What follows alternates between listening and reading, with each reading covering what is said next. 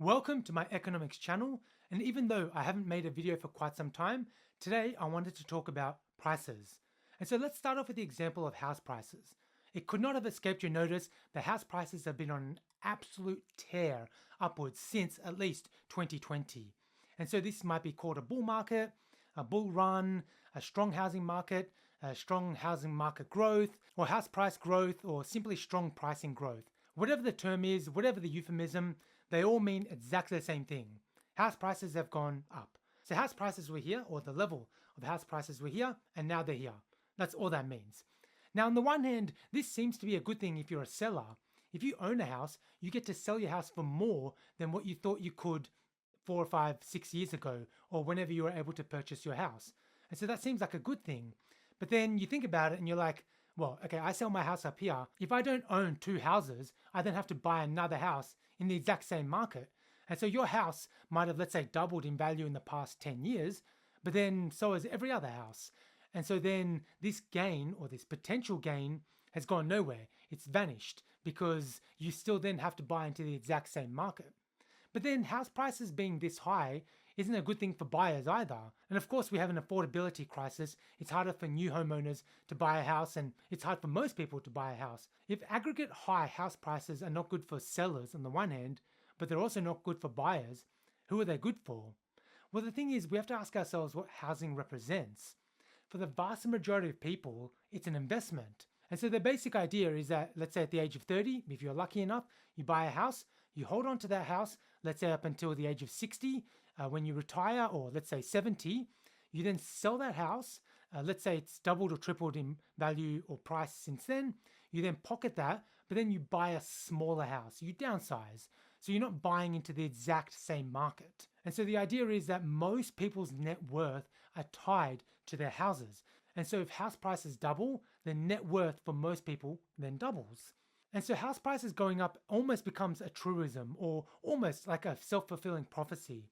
They have to keep going up because all of us want to retire at some stage, and the earlier the better, but we can only do so comfortably if we've got a house to sell. If we've got this investment that we've built up over the previous few decades, we can then sell it for a higher price. Let's say the house price has doubled. We then pocket that and we buy a smaller house because we don't need as large a house as we did when we were younger. And so I think the best way to visualize it is a line that goes up like this, and that's house prices. And we have a wheel which goes up over time.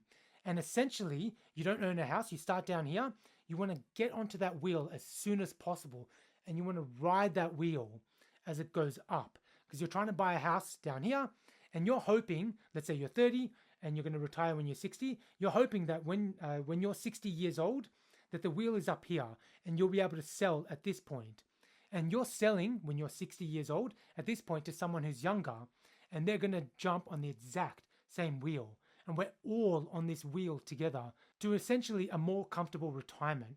That's the story we've been told. And so, of course, this is where we have things like NIMBYs coming in, or not in my backyard, where people don't want new housing constructed near their suburb or in their suburb because that will lower the value of their house. What they mean is they don't want their house price to drop, because whether they like to admit it or not, what you're messing is with their retirement. Essentially, they've got their investment and they want to lock that investment in for the next few decades so then they can more comfortably retire. Whereas if we allow more construction, let's say more apartments, it might lower the prices or the overall prices of housing in that suburb. And so that's the thing we have on one hand, we have strong house pricing growth where house prices go up, and that's a good thing because that feeds into that story, that narrative that we've all been sold. Our net worth is essentially tied to this investment, and this investment will keep increasing in price. So that's high house prices, or that's house prices going up. However, on the flip side, house prices going down, that's what was so pernicious or so terrible about the global financial crisis of 2007 and 2008. And I think they dropped up to 20% in some countries. That messed with people's retirements. That messed with that story that people were sold about their retirement. And so it wasn't just a matter of, oh, house prices are now all of a sudden cheaper. The problem was why they were cheaper. And so particularly back then, if you were nearing retirement or you were retiring, it was a terrible time to sell your house because you had to sell your house for cheaper and then you had to buy into that same market, but you didn't get to reap any of the benefits. or you didn't get to reap many of the benefits that you would have absent the house pricing drop. If you're a younger person, you might think, oh, well, house prices going down back then, that would have been a terrific time to get into the market. But the thing is, it's the reasons why house prices were going down. That's the crux of the issue. And so the reason it was so terrible was that you had all of these really bad things happening in the economy. And that caused, or at the very least, that was one of the leading things that led to prices going down. And so it wasn't necessarily just an opportunity for you to buy a cheaper house. You might have lost your job. You might have lost your career, and you might be drawing down upon your savings. And so a cheaper house at that point doesn't really mean much to you. And so that's where we get this general idea that house prices going down is bad, whereas on the other hand, house prices going up, that's generally seen as a good thing, because that feeds into that story that we all have, the narrative that we're all going to be able to buy a house now and then retire more comfortably later on. So that's housing. But what about other prices? Inflation has wreaked havoc across economies around the world. And so what about other prices? We don't talk about the price of food going on a tear or a strong market in food prices. We think universally that's a terrible thing. So on the one hand, we have prices which represent housing, and in general, we think house prices going up is a good thing. We think about the price of food going down as a good thing. But of course, if prices go down, that's good for me because I'm buying them, but that means prices have gone down for the seller as well. And then also, what about electronics? Prices for electronics have also gone down, or in general, they're trending downwards, and we think of that as a good thing.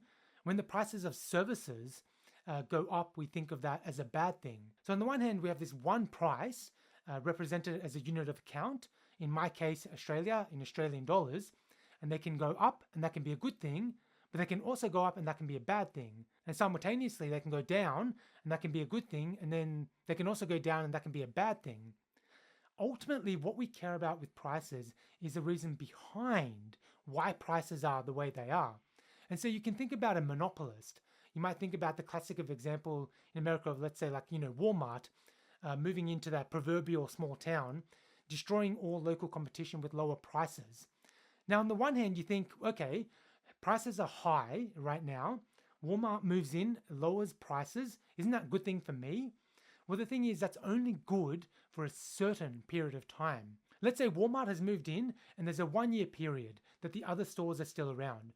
Their prices are high, which is bad for you as someone purchasing things, and Walmart's prices are low. And so that's unequivocally a good thing. You can now purchase more things than you could previously, given the same amount of money. But then what about when that 1 year is up and those other stores close and Walmart is now essentially a monopoly? We think then prices will go up. And so that is one of the main issues we have with monopolies and one of the main points of this video. We don't care about prices at just one particular point in time. We care about prices along a continuum. So if prices are low today, but we know that prices are going to increase later down the line, let's say a year later, due to a monopoly, we think that's bad right now, even though prices are low right now. And so we can also think about the example of China and how the European Union and America, I believe, also is investigating China for wanting to dump electric cars and other components around the world. And what they mean by that is that China is going to export a lot of things, especially electric cars, and they're going to sell them for a lot less than the competition. And so again, on the one hand, that might seem to be a good thing from a consumer's point of view.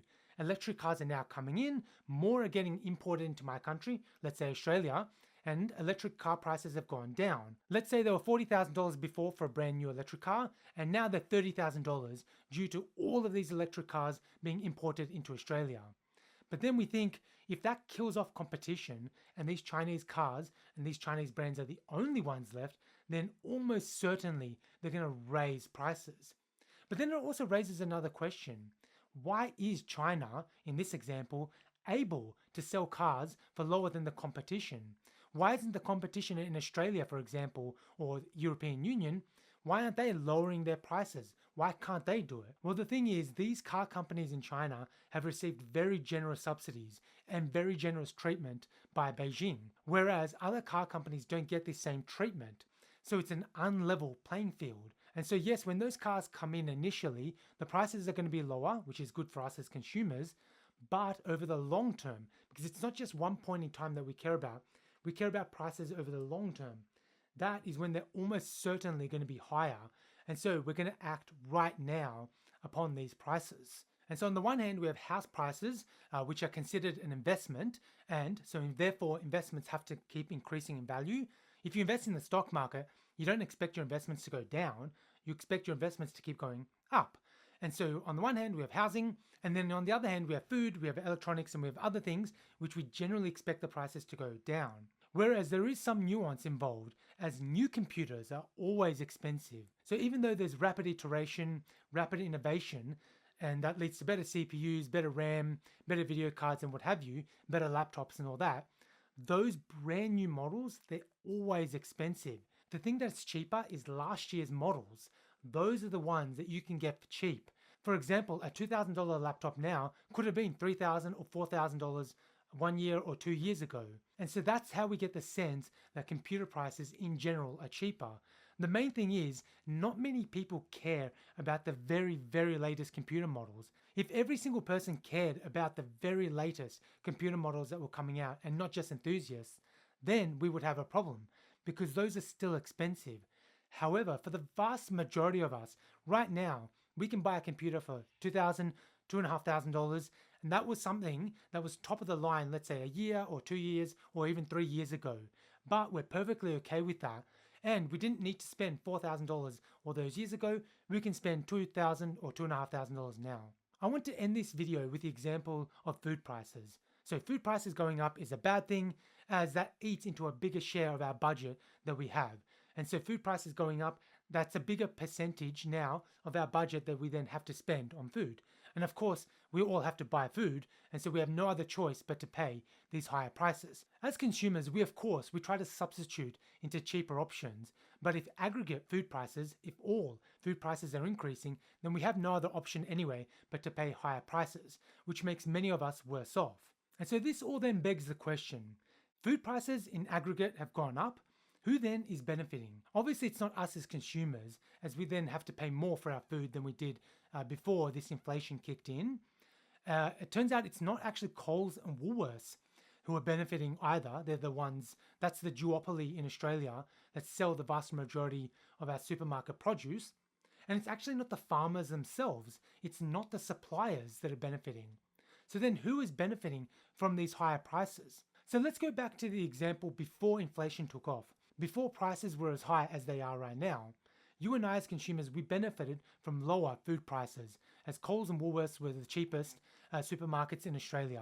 You also have Aldi and a few others, but they're not as prominent as Coles and Woolworths. So even though it was benefiting us as consumers, we were benefiting at the expense of farmers, who then had to sell for a lower price, because there's really only Coles and Woolworths to sell to. If you don't sell to them, there's not many other options. And there's lots of other scummy practices that both Coles and Woolworths use to squeeze farmers for everything that they're worth, and other suppliers. So that was the situation before we benefited from lower prices. However, now the prices have gone up, we're not benefiting. And so what's happening?